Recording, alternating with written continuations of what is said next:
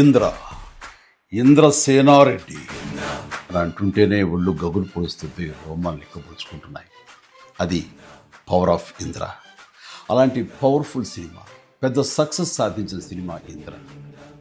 అంతటి ప్రజాదరణ పొందటానికి ప్రధానమైన కారణం ఆ చిత్ర కథ.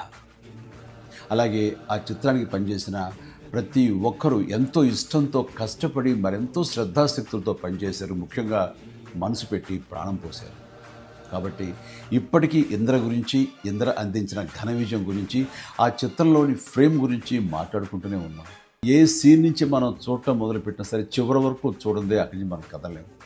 అలా ఉంటుంది ఆ కథలోని పట్టు బిగు.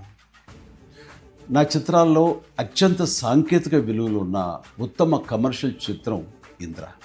అందులో ఎలాంటి డౌట్ లేదు. కథ, స్క్రీన్ ప్లే, డైలాగులు, ఆర్టిస్టుల పెర్ఫార్మెన్సెస్, అలాగే emotional scenes, background score, songs, fights and what not, everything. And అన్ని పీక్స్లో ఉంటాయి. ఒక మాటలో చెప్పాలంటే కమర్షియల్ చిత్రానికి పర్ఫెక్ట్ నిర్వచనం ఇంద్ర. నిర్మాణ విలువలకు ఎంతో పేరొచ్చిందంటే దానికి ప్రధానమైన కారణం వైజయంతి మూవీస్, ఆ సంస్థ అధినేత, నా అభిమాన నిర్మాత అశ్విని దత్ గారు. ఆయనతో పాటు కథను అందించిన చిన్ని కృష్ణ, డైలాగులు రాసిన పరుచూరి సోదరులు, అద్భుతమైన మ్యూజిక్ అందించిన స్వరబ్రహ్మ మణిశర్మ, అలాగే డిపిఓ విఎస్ఆర్ స్వామి గారు, ఎడిటర్ చంటి గారు, డ్యాన్స్ అండ్ ఫైట్ మాస్టర్స్, నటీనటుల నటన, లాస్ట్ బట్ నాట్ లీస్ట్ అందరినీ మించి మా మంచి బాలుడు గోపాలుడు, డైరెక్టర్ బి గోపాల్ అత్యద్భుతంగా చెక్కి తెరకెక్కించి ఇంత పెద్ద హిట్ అవడానికి కారణమయ్యాడు.